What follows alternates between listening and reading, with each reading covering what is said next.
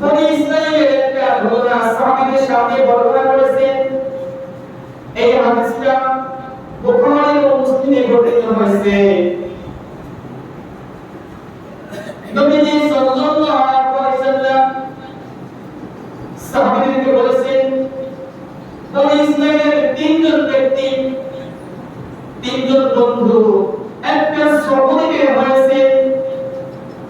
একটা সফরে বের হওয়ার পরে বিশাল বৃষ্টি শুরু হয়ে গেল। এই বৃষ্টি শুরু হওয়ার কারণে মরুভূমি পার হয়ে একটা বিশাল পাহাড়ের গুহা পেল। ওই তিন বন্ধু সঙ্গে সঙ্গে ওই পাহাড়ের গুহার মধ্যে প্রবেশ করলো। ওই তিন বন্ধু এরপরে কিছুক্ষণ পরে বিশাল বড় একটা পাথরের অংশ ওই গুহার মুখটা ঢেকে গেল। এমন অবস্থা হলো যে নিঃশ্বাস নেওয়ার মতো, অক্সিজেন নেওয়ার মতো কোনো সুযোগ থাকলো না। এমন ভাবে আটকে গেল গুহার মুখটা। সঙ্গে সঙ্গে ওই তিনজন ব্যক্তির মধ্যে, তিনজন বন্ধুর মধ্যে একজন বলল, আমাদের কার নিয়ে গামল আছে, সে নিয়ে গামল রসুলা নিয়ে আল্লাহ রব্বুল আলামিনের কাছে প্রার্থনা যদি করি, হায় আল্লাহ রব্বুল আলামিন এই যে গামল রসুলা করে দোয়া করলেন, এই পাথরটা সরিয়ে দিবেন। সঙ্গে সঙ্গে একজন ব্যক্তি, প্রথম ব্যক্তি বললেন, আমার জীবনে একটা গামল আছে।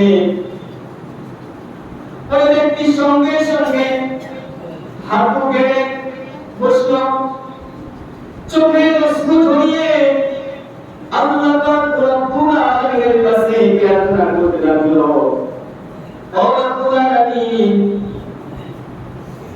আমি পশু চরণ করতাম, পশু চরণ করার পরে যখন বাড়িতে ফিরতাম ওই পশুর দুধ গ্রহণ করে সর্বপ্রথম আমার বৃদ্ধ এবং বৃদ্ধা পিতামাতাকে পান করাতাম। এরপরে আমি আমার স্ত্রী এবং সন্তানদেরকে দিতাম।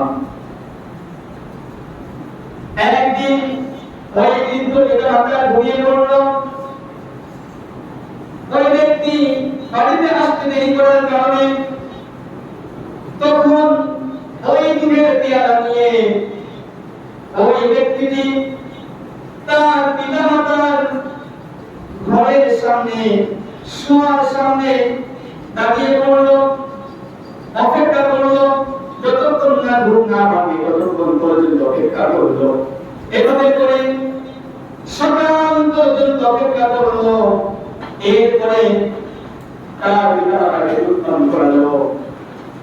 এই জন্য কেমন করেছে বৃদ্ধ এবং বৃদ্ধা পিতামাতাকে যে খেদমত করেছে, এই খেদমত করার ওসিলা আল্লাহ পাক রব্বুল আলামিনের কাছে যখন প্রকাশ করলো, আল্লাহ পাক রব্বুল আলামিন ওই পাথরের বড় একটা অংশ তিন ভাগে এক ভাগ সরে গেল।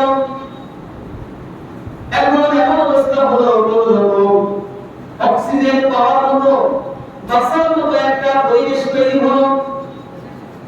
দ্বিতীয় বন্ধু আল্লাহ পাক রব্বুল আলামিনের কাছে প্রার্থনা করলো, ও রব্বুল আলামিন, আমার জীবনে একটা নেকামত আছে, আমার সম্পর্কিত চাচাতো বোন, আত্মীয়র মধ্যে চাচাতো বোন, সে একদিন আমার কাছে তার অভাবের কারণে সাহায্য প্রার্থনা করেছিল। 100 থেকে 120 দিরহাম পরিমাণ আমি তাকে একটা প্রস্তাব দিলাম, এই 120 দিরহাম আমি তোমাকে দিতে পারি। একটা শর্ত আছে, তুমি যে সুন্দরী, অনেকদিন থেকে আমি তোমার অপেক্ষায় আছি, আমার সাথে যদি তুমি মেলামেশা করতে পারো তাহলে এই 100 দিরহাম আমি তোমাকে দিব।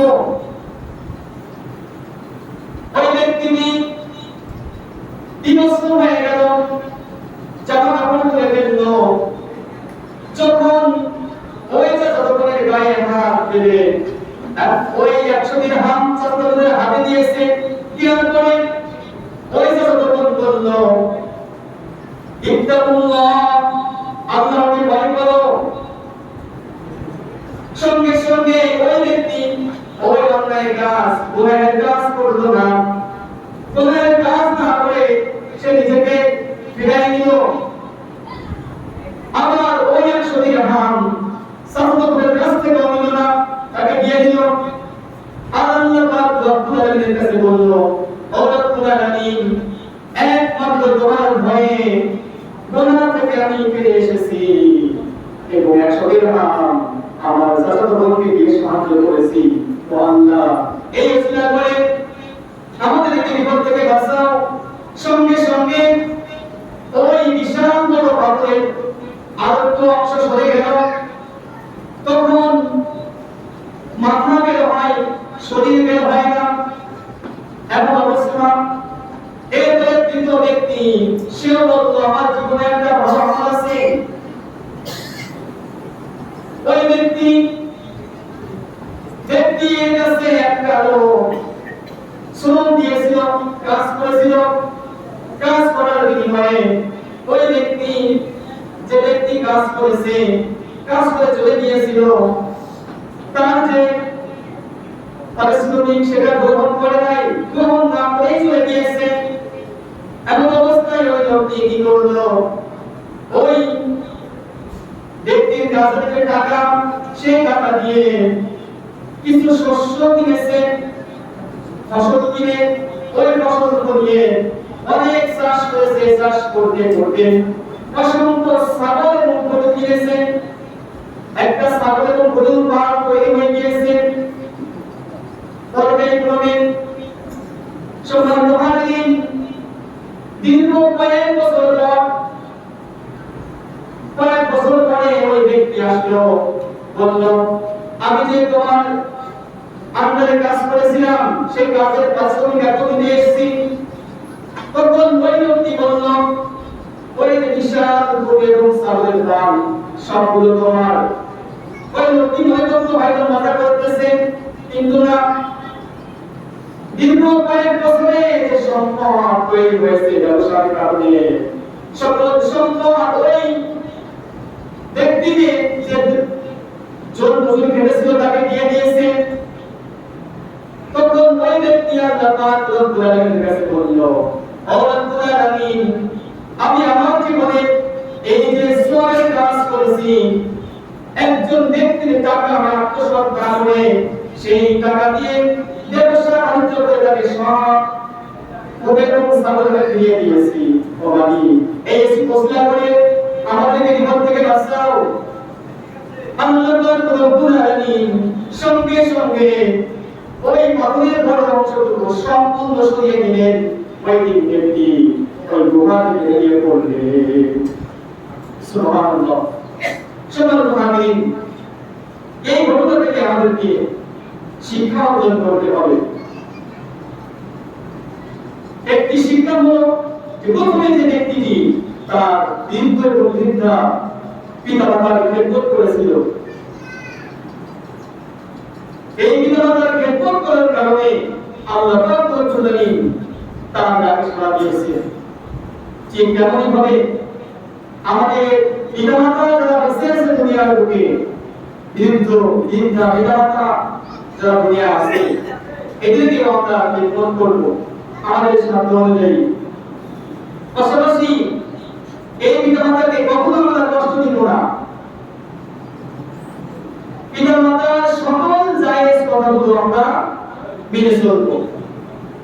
আল্লাহ রব্বুল আলামিন জানিয়ে দিয়েছেন, আতিউল্লাহ ওয়া আতিউর রাসূল ওয়া উলিল আমরি মিনকুম।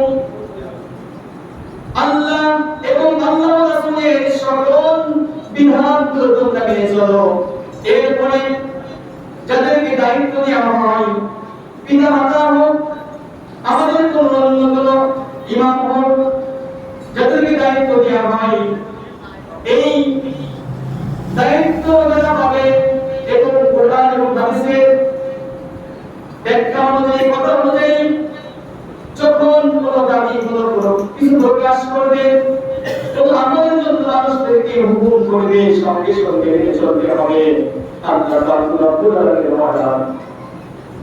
যখন কোন পিতা মাতা কুরআন এবং হাদিস অনুযায়ী সন্তানকে ওসিয়ত করবে সবগুলো মেনে চলতে হবে। এটাই হলো আল্লাহ পাক রব্বুল আলামিনের আয়াত। সম্মানিত হাজিরিন, আল্লাহ পাক রব্বুল আলামিন সন্তানদের জন্য পিতামাতা একটা বড় নিয়ামত হিসেবে দুনিয়ায় পাঠিয়েছে। এই পিতামাতা কত কষ্ট করে আমাদের ঘাম পায়ে ফেলে সন্তানের জন্য অনেক পরিশ্রম করে সন্তানের জন্য পড়ালেখা খরচ, খাওয়া দাওয়া খরচ, এমনকি অর্থ করে জমি জমা যা রেখে যায়, এই সম্পদ সন্তানের জন্য যা রেখে গিয়েছে বা রেখে যায়, এই জন্য এই পিতা মাতার জন্য দোয়া করতে হবে। পাশাপাশি পিতা মাতার দুনিয়ায় যখন বেঁচে থাকবে এই পিতা মাতার খেদমত করতে হবে। সম্মানিত হাজিরিন, এই পিতা মাতা যারা আমাদের দুনিয়ায় বেঁচে আছে এগুলো করবো ইনশাআল্লাহ, নাকি আপনার ছেলে মেয়ে আপনার স্ত্রীকে পিতা মাতাকে ভুলে যাবেন কি? ভুলে যাওয়া যাবে না। আপনার পিতা মাতা দুনিয়ায় বেঁচে আছে, আপনি যদি ওই পিতা মাতার খেদমত না করেন, পিতা মাতার জায়েজ কথাগুলো আপনি যদি না মেনে চলেন, তাহলে আল্লাহ পাক রব্বুল আলামিন আপনার জন্য জাহান্নাম হারাম করে দিবেন। আপনি দুনিয়ায় ক্ষতিগ্রস্ত হয়ে যাবেন, আখিরাতেও ক্ষতিগ্রস্ত হয়ে যাবেন। এই জন্য পিতা মাতার খেদমত অবশ্যই আমাদেরকে করতে হবে। আপনি কোন প্রবাসে আছেন, চাকরির খাতিরে এক জেলা থেকে আরেক জেলায় আছেন, আপনি পয়সা করে দিয়ে হলেও আপনার পিতা মাতার প্রশ্ন বলতে পারেন কি পারেন না?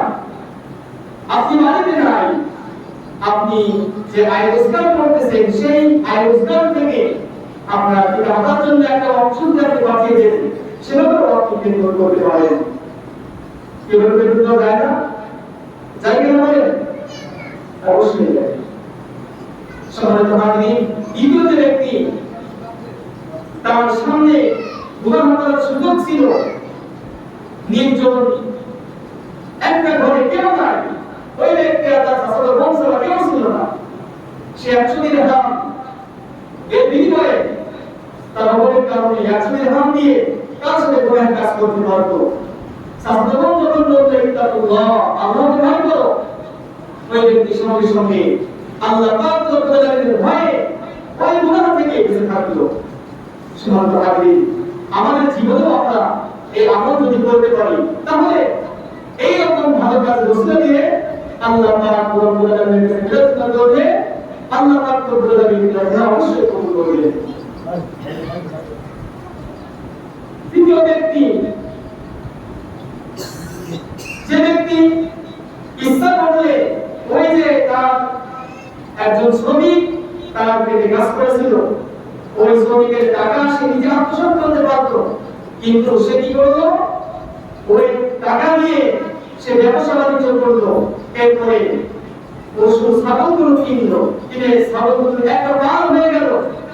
কিন্তু কয়েক বছর পর যখন আসলো, 10 থেকে 12 বছর এইরকম পর যখন আসলো, ওই ছাগল এবং গরুর যে পাল সেটা ওই ব্যক্তিকে দিয়ে দিল।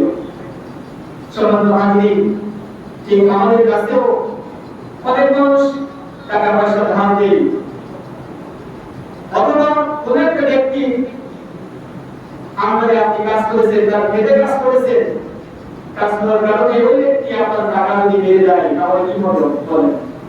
পরকালে যদি আপনি 500,000 1000 টাকা দিয়ে আপনি পার হয়ে গেলেন, তার কাছে ক্ষমা চেয়ে হলেও, কিন্তু আখিরাতে আপনার অসংখ্য নেকি কাটা যাবে।